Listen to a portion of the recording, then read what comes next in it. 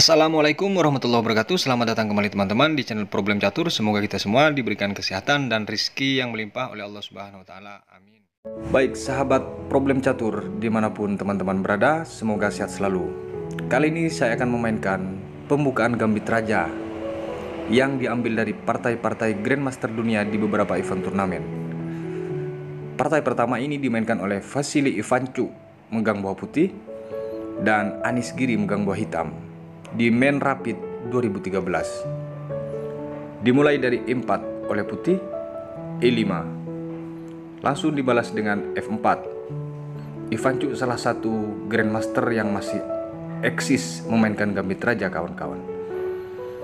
Diterima oleh Anish Giri gajah C4, kuda F6, dan di sini kuda C3 dibalas dengan C6, persiapan untuk mendorong mengusir gajah. Gajah langsung B3, D5, pion kali pion, pion kali pion, D4. Gajah ke D6 untuk mendukung pion yang di F4. Kuda ke E2 dibalas dengan F3. Pion kali pion, di sini ternyata dari Anish Giri langsung rokade kawan-kawan. Gajah G5 mengepin kuda. Gajah ke-6 dibalas dengan menteri ke D2. Tentu di sini dari Ivanchuk persiapan untuk rokade panjang. Gajah ke-7 dan dibalas dengan rokade panjang. Kuda C6. Tentu dari Anish Giri di sini langsung mengarah serangan ke arah sayap menteri. Kuda ke F4 dibalas dengan kuda ke A5, mengancam gajah terang dari putih yang mungkin dianggap terlalu tajam. Benteng di sini bergeser ke E1, dipukul cek dan dipukul oleh pion A. H6 dibalas dengan gajah 4, menteri ke A5, dan di sini tentu ancamannya cek A1 teman-teman.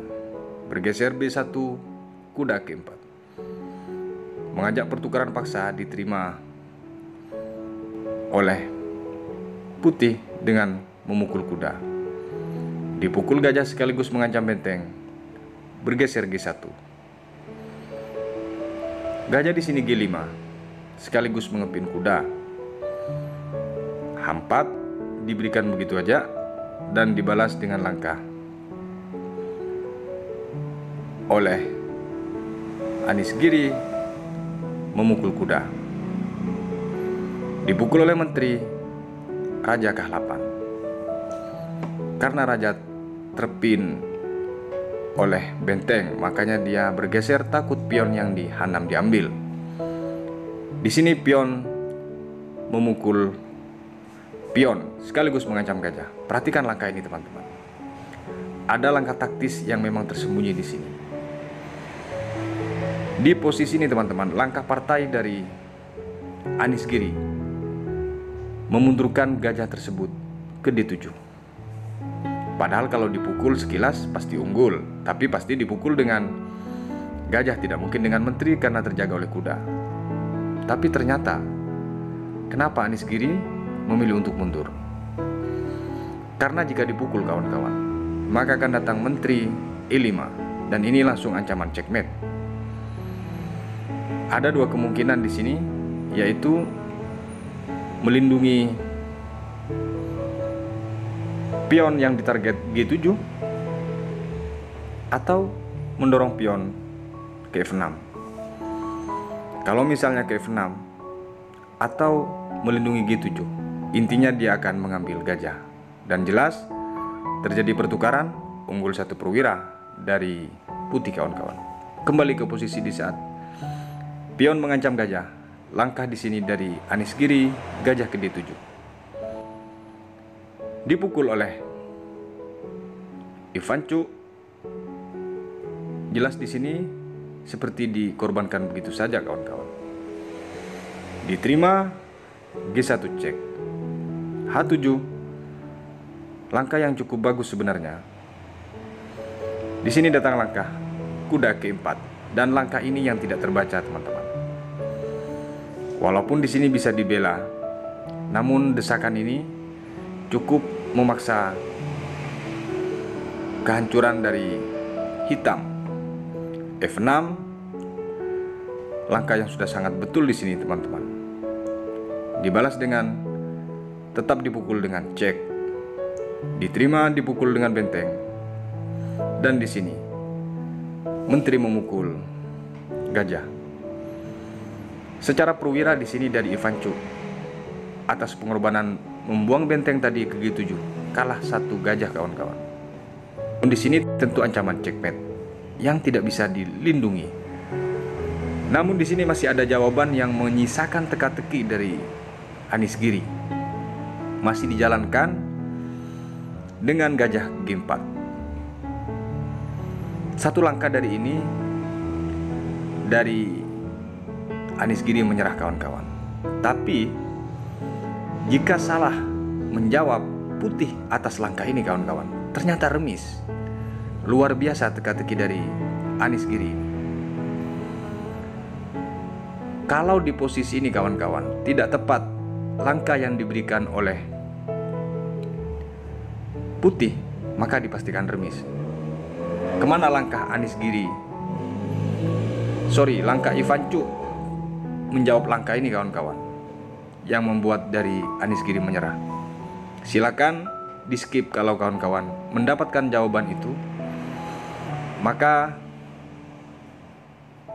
pemikiran dari kawan-kawan setara dengan Ivan Cuk. Namun sebelum saya jawab langkah yang sebenarnya membuat menyerah dari Anies Giri, kalau misalnya kawan-kawan memukul gajah tersebut dengan benteng, maka dipastikan ini remis kawan-kawan. Datang langkah cek yang tidak bisa ditutup. Raja lari, cek lagi. Raja lari dan seterusnya. Maka dipastikan di sini remis kawan-kawan. Kemungkinan yang kedua jika salah, di saat posisi gajah G4, kalau menteri ke F7, cek apa yang terjadi, maka di sini H8. Dan sebaliknya, kalaupun di sini dicek bolak-balik oleh putih, maka tetap akan remis. Kalaupun di sini dipukul, maka langkah berulang tadi akan terjadi kawan-kawan.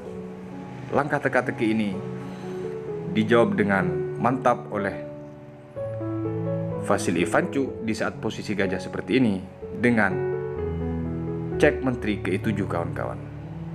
Dan di posisi ini dari Anies Giri menyerah. Apakah di sini ada kemungkinan dari langkah ini bisa remis? Tentu tidak kawan-kawan. Langkah terbaik di posisi ini agar terhindar dari cek berikutnya oleh putih hanya dengan bergeser ke H8 raja. Dan kalau dia bergeser ke H8 kawan-kawan, maka datang benteng mengambil gajah. Menteri tidak bisa cek karena terjaga oleh menteri petak E1 tersebut. Kalau dia ke G8, maka di sini dipastikan mat. Datang F6 cek, H7, F7. Ditutup atau menghindar tetap mat. Kalaupun ditutup juga pasti akan mat. Luar biasa teknik dari Vasily Ivan Cuk ini kawan-kawan. Kita lanjut ke partai berikutnya. Di partai yang kedua nih kawan-kawan, masuk ke tahun 1851, partai dari Adolf Andersen melawan Jan Dufresne di Berlin. Dimulai dari E4, E5, F4. Tentu di sini dengan varian yang berbeda kawan-kawan. Walaupun sama-sama gambit raja, di sini varian yang berbeda.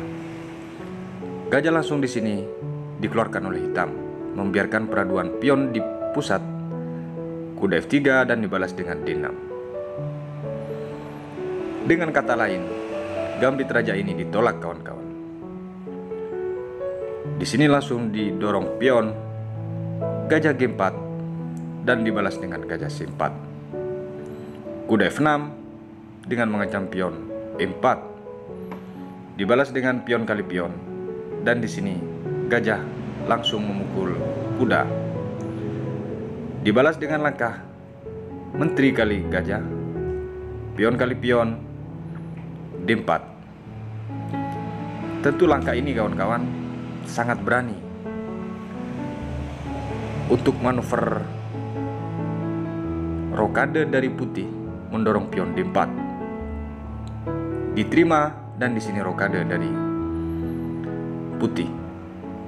Dipukul sekaligus cek. Dibalas dengan raja KH1. Ternyata tujuan daripada putih ini kawan-kawan memang sengaja dibiarkan terpin sekaligus membuang pion untuk meloloskan gajah gelapnya menuju sayap raja. Menteri D4 langsung dibalas oleh hitam sekaligus mengancam gajah. Di sini cek. Tahu bahwa di sini pasti akan mengalami kerugian. Namun itu sudah diperhitungkan dengan matang oleh putih. C6, kuda kali pion sekaligus melindungi gajah, dan di sini gajah diambil kawan-kawan. Dan ternyata di balik langkah membuang gajah terang tadi ada dorongan yang sangat fenomenal dari putih teman-teman. Pion E5. Yang mana dorongan pion E5 ini betul-betul harus mengorbankan kuda. Langkah partai di sini dari hitam kawan-kawan, rokade pendek. Bagaimana kalau dipukul pion tersebut atau kuda menghindar? Kalau di sini kuda menghindar, tentu ancamannya adalah cek memukul pion F7. Itu pasti kawan-kawan. Tapi kalau misalnya dipukul dengan menteri pion ini, apa yang terjadi? Akan datang gajah mengancam menteri, dan dipastikan di sini jadi berantakan posisi dari hitam. F5 dibalas dengan benteng cek. Boleh dia lari kemanapun. Kalau dia menutup, maka akan datang langkah.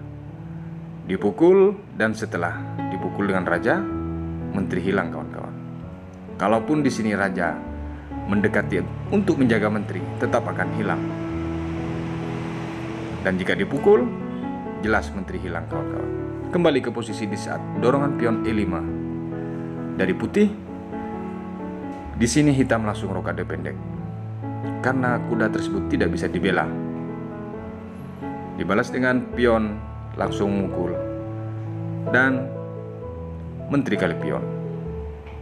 Gajah ke F4 dari putih menghindari peraduan. Dibalas dengan menteri C6. Lagi-lagi dia diadu oleh hitam sekaligus melindungi pion yang di B7. Kuda ke4 lagi-lagi menolak kawan-kawan. Dibalas dengan kuda D7.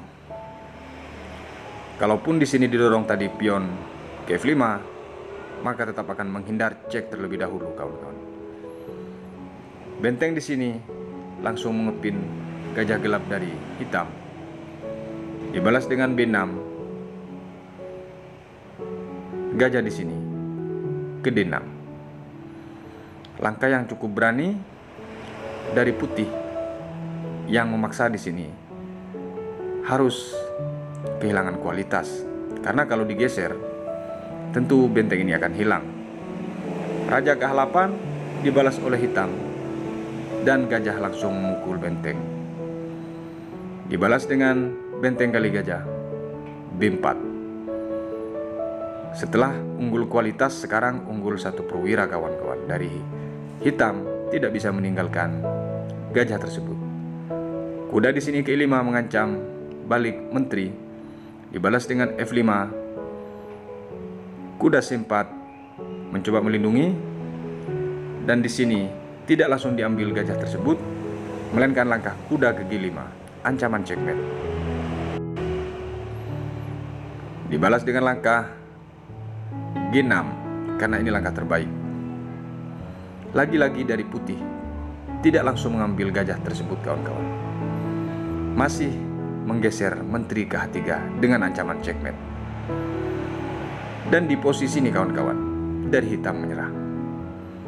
Kan masih bisa dibela? Mungkin itu pertanyaannya. Betul kawan-kawan. Jawaban terbaik untuk langkah hitam hanya dengan mendorong H5, dan itu yang terbaik. Namun demikian kawan-kawan, tetap akan kehilangan perwira dan berat untuk dilanjutkan.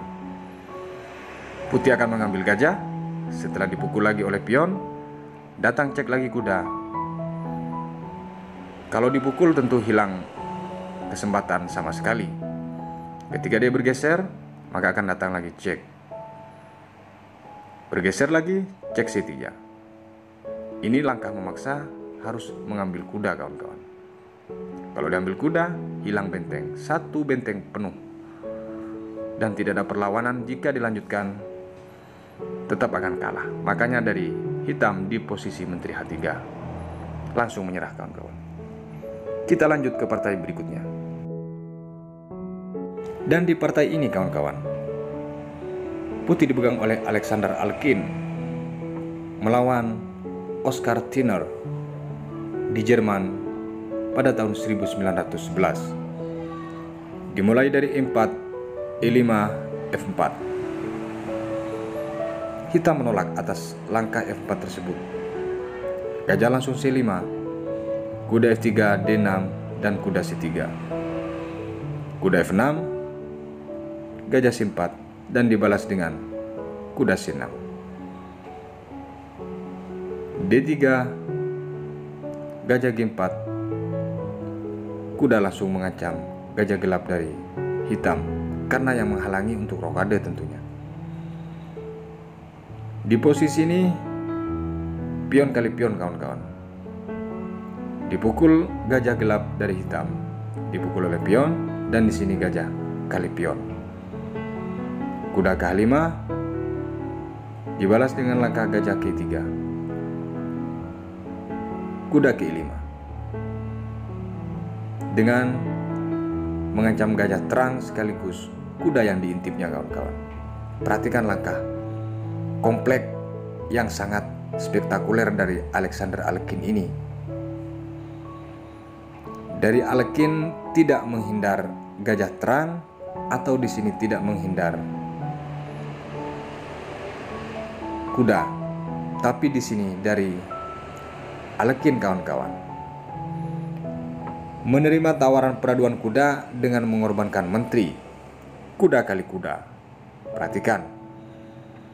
Tentunya di sini langkah paksa. Kalau di sini dari hitam menghindar dengan misalnya menjaga pion, ini misal kawan-kawan. Langkah partai di sini tentu hitam tertarik dengan menteri. Kalau misalnya menghindar ke E6, maka tentu kerugian bertubi-tubi. Datang gajah kali gajah, dipukul oleh pion, menteri cek, dan ini akan membuat kehancuran yang sangat fatal tentunya. Hanya tersisa menteri dan benteng. Kembali ke posisi. Kenapa saya bilang langkah spektakuler dari Alkin? Karena ini belum ada langkah berarti sebenarnya. Mengorbankan menteri hanya dengan 2 perwira ringan. Diterima oleh hitam. Datang cek, yang jelas di sini banyak sekali tempat untuk berlindung atau menghindar cek tersebut. Raja di sini ke E7, datang cek. Karena kalau dia ke F8 tentu langsung menteri juga harus hilang. Raja F6 langsung rokade dan sekaligus cek. Di sini sudah mulai stres. Gajah terangnya masih terpaku di dalam petak D1 yang setelah mukul menteri, tapi di sisi lain serangannya sudah bertubi-tubi kawan-kawan. Di mana serangan tersebut dia mengorbankan lagi, atau rokade tersebut mengorbankan lagi kuda yang di E5 ini kawan-kawan. Akhirnya dipukul. Dan ternyata dia tanpa sadar adalah langkah checkmate. Langsung merupakan raja. Kenapa langkah checkmate? Datang benteng F5. Checkmate. Luar biasa dari Alexander Alkin ini kawan-kawan. Coba kita lihat sekilas di saat posisi rokade ini, atau cek. Kalau misalnya dia menghindar ke G5, apa yang terjadi? Apakah checkmate juga? Akan datang gajah di sini, G3, cek. Yang memaksa raja ini harus menghindar ke H4. Maka datang di sini F5, langsung memblok langkah dan persiapan untuk checkmate lagi. Di sini tidak ada jawaban yang bisa melindungi raja tersebut, kawan-kawan. Menteri melindungi, menteri dimakan. Apapun yang melindungi pasti dimakan. Dan ancamannya di sini adalah kuda dipukul dengan benteng. Kalau misalnya H6, maka datang gajah F2. Masih bisa ditutup tentunya dengan kuda G3. Namun di sini cukup pion yang memukul, maka terjadi checkmate. Makanya di saat posisi rokade, langkah dari hitam memukul kuda, kali aja bisa lolos, tapi ternyata dibalas dengan checkmate juga, kawan-kawan. Luar biasa langkah dari Alexander Alekhine ini. Putih dipegang oleh Sotnigel, salah satu lawan tanding Garry Kasparov yang cukup bagus dalam perlawanannya, kawan-kawan. Hitam dipegang oleh Garry Kasparov di shot main rapid 2011. Dimulai dari E4, E5 dibalas oleh Kasparov, F4 dan langsung diterima. Gajah C4, kuda F6 dengan mengancam pion E4, kuda C3 dan di sini C6. Dibalas dengan gajah B3, D5 mengajak pertukaran, diterima, dipukul D4, gajah ke D6 untuk melindungi pion yang di F4, kuda ke E2, kuda C6 dibalas dengan gajah kali pion, rokade dari hitam, rokade dari putih, gajah ke E6, menteri D2, gajah ke E7, dan di sini benteng G1. Varian ini terkenal dengan varian bagel jubo, kawan-kawan, dari pembukaan gambit raja. Benteng G8 dibalas dengan raja K1, A6, dan di sini kuda G3, B5, kuda D1 untuk pengembangan serangan ke arah sayap raja, kuda ke A5 ingin mengambil gajah terang dari putih, C3 dibalas dengan kuda kali gajah, dipukul oleh pion, kuda ke4. Setelah mengajak pertukaran paksa, diterima oleh putih, dipukul oleh pion. Di sini tidak langsung dipukul, kawan-kawan. Dari putih menjaga pion yang di B3 dengan menggeser menteri C2. Benteng C8 persiapan untuk mendorong pion sekaligus mengepin menteri, kuda G3 dibalas dengan langkah gajah K4. Benteng di sini D1 dan F5 mengunci kemungkinan langkah serang dari putih lewat sayap raja dan sekaligus menjaga pion yang di E4. D5 di sini serangan yang cukup tersiok-siok dari Garry Kasparov, kawan-kawan. Gajah D7 dibalas dengan C4. Menteri B6 dibalas dengan D6. Langkah yang mungkin tidak disangka atau tidak dibaca di sini. Langkah sederhana ini cukup membuka jalur serang. Dibalas dengan pion kali pion dan pion kali pion. Menteri C6 dibalas dengan B3. G5 langkah yang cukup frontal dari Garry Kasparov karena karakternya menyerang, tidak mau dia bertahan diserang, kawan-kawan. Gajah di sini G3 mengajak pertukaran paksa, diterima dan dipukul oleh pion. Menteri C5 setelah mengancam kuda ini dibalas dengan menteri F2. Tentu di sini kalau didorong pion menjadi rusak posisi dari hitam, kawan-kawan. Di sini hitam memilih untuk menjaga pion dengan benteng F8. Benteng D5, menteri ke B6. Langkah yang ini yang tidak bisa dihindari oleh hitam, karena menteri mundur satu langkah atas ancaman benteng. Namun di sisi lain Garry Kasparov melirik pion B3. Langsung dipukul oleh putih pion F5. Dan di sini tentu seru, kawan-kawan. Kalau di sini dibalas dengan langkah E3,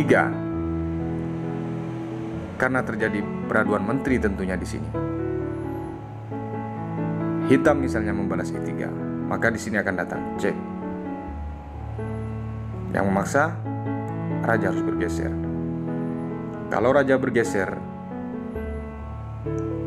ke H8, tentu ancamannya checkmate. Terbaik hanya ke G7. B2 cek. Dan setelah ke H6, maka di sini datang cek yang minta dipukul tentunya. Kalau dia tetap tidak mau, maka akan datang langkah lanjutan. H5 misalnya dipukul. Ini dipastikan checkmate, kawan-kawan. Kemanapun lari dari hitam, kalau pilihannya dengan mendorong pion, maka menjadi mat. Kembali ke posisi di saat langkah paksa ini dilakukan oleh putih. Dari Garry Kasparov menerima tawaran itu. Dipukul oleh benteng E3. Dipukul, tentu ancamannya adalah promosi, kawan-kawan. Di posisi cek ini Garry Kasparov langsung ke G7. Dipukul lagi cek, yang sekilas di sini akan menjadi kerugian. Namun detik-detik dari Garry Kasparov atas langkah ini menyerah, kawan-kawan. Raja di sini bergeser ke H6 dengan mengancam 2 kali benteng putih. Satu dengan pion, satu dengan raja. Dan satu langkah dari ini dari Garry Kasparov menyerah, kawan-kawan. Padahal sekilas posisi tertekan adalah putih, bukan hitam. Tapi kenapa kok menyerah?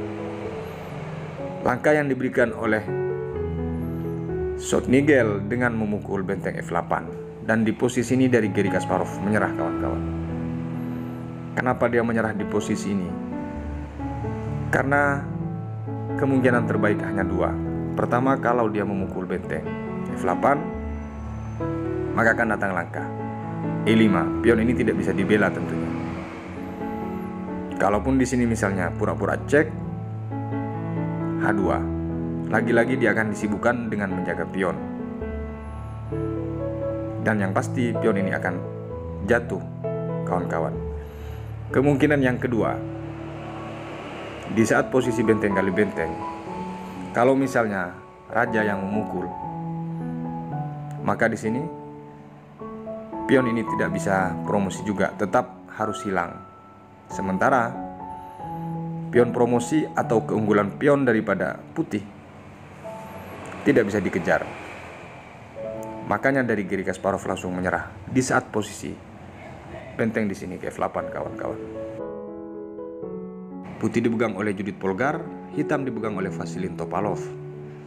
Di Ajedres U6 2010, dimulai dari E4 oleh Judit, E5 dibalas F4, pion kali pion, dan gajah ke C4.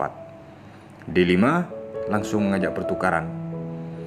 Sekaligus di sini untuk pengembangan langkah serang berikutnya, maksud daripada hitam. Dan varian ini sangat tajam, kawan-kawan. Pion kali pion dibalas dengan langkah menteri cek. Tidak bisa ditutup karena di sini menteri yang cek, bukan gajah, kawan-kawan. Jawaban dari Judit raja F1, dan jawaban yang paling tepat dibalas dengan langkah gajah ke D6. Persiapan di sini mendorong pion F3 sekaligus mengancam gajah nantinya. namun langsung ditahan oleh Judith. Menteri ke-5 dibalas dengan kuda C3. Kuda ke-7, D4, rokade dari hitam. Posisi putih di sini sekilas tidak bagus, kawan-kawan. Raja bergeser ke F2, dibalas dengan D7 kuda, benteng G1. Tempat persembunyian yang sangat aman jadinya. Dibalas dengan kuda di sini ke B6, mengancam gajah terang. Gajah ke B3. Kuda di sini kali pion diterima, dipukul oleh kuda C4. Dibalas dengan langkah kuda K3 dengan mengancam menteri, dipukul oleh benteng. Hanya terjadi pertukaran sekilas, kawan-kawan. Namun desakan atau varian daripada langkah yang dimainkan oleh Judith Polgar ini, sedikit demi sedikit dia masuk ke fase penyerangan, walaupun bersifat terbuka dan tidak bagus sekilas posisi dari putih. Gajah ke F5, C5. Sekarang di sini gajah dipaksa untuk maju. Gajah di sini ke F4 mengancam benteng. E7. Gajah G4 dibalas dengan langkah benteng ke 4. Menteri ke F5. Dan di sini gajah ke C2. Di sini detik-detik langkah. Kalau bilang orang blunder dari hitam, ya blunder nih, kawan-kawan. Walaupun sekelas Grandmaster juga pasti ada langkah blundernya, karena lawannya juga Grandmaster, kawan-kawan. Di posisi ini dari Vasilin Topalov memilih dengan gajah ke H5. Padahal di posisi ini tidak ada yang untung, walau bagaimanapun dari putih dibolak-balik dia tetap tidak untung. Hanya terjadi pertukaran perwira kalaupun itu dipaksa. Namun jawaban dari hitam, gajah ke-5, membuat dia harus kehilangan satu perwira. Seandainya di posisi ini, kawan-kawan, gajah G5, maka akan datang langkah H3. Dipukul, tentu di sini mengajak pertukaran menteri. Kalau dipukul misalnya, ditukar menteri dan tidak ada kerugian perwira di sini. Dipukul oleh raja atau pion sama aja. Kembali ke posisi. Kalau misalnya yang satunya menteri ke F6 langsung menghindar duluan, apakah di sini ada kerugian? Tentu juga tidak ada. Misalnya G3, maka cukup ditarik atau dipukul terlebih dahulu kuda, dan setelah dipukul dengan menteri G5. Ini tentu mengajak pertukaran paksa, kawan-kawan. Kalaupun disusul dengan langkah ini, maka tinggal ditukar atau tidak, atau menghindar. Intinya di sini pertukaran paksa. Kembali ke posisi di saat gajah C5, langkah partai di sini. Dari Vasilin Topalov menjawab gajah H5, dan ini langkah blunder, kawan-kawan. Dibalas langsung dengan benteng ke E5. Yang sekilas di sini diberikan kepada gajah gelap hitam. Tapi di sisi lain ada gajah terang putih mengancam menteri, kawan-kawan. Akhirnya di sini dipukul oleh gajah kuda yang di F3. Dipukul oleh raja. Tetap ancaman itu terjadi, kawan-kawan. Dan di sini menteri harus menghindar sekaligus menjaga gajah. Akhirnya dia menghindar ke F6, dan itu langkah terbaik. Datang langsunglah benteng F5. Di posisi ini sebenarnya sudah boleh menyerah dari Vasilin Topalov atas langkah Judith Polgar, namun masih dilanjutkan dengan menteri ke H6, mencoba mempertahankan. Dipukul oleh benteng G8, menteri D3. F5 dibalas dengan H4. Benteng di sini G4 mengajak pertukaran. Namun langkah ini tentu jebakan, kawan-kawan. hanya dibalas dengan langkah Menteri Gede 2. Dan ini cukup menjawab semuanya. Masih diturunkan benteng ke-7. Dan satu langkah dari ini kawan-kawan. Dari hitam menyerah atas langkah Judith Polgar dengan benteng ke-1. Karena ini langkah memaksa kawan-kawan. Makanya langsung menyerah. Dipukul atau tidak, desakan terus akan berlangsung sementara langkah daripada hitam semakin menyempit. Makanya di posisi ini dari Vasilin Topalov langsung menyerah kawan-kawan.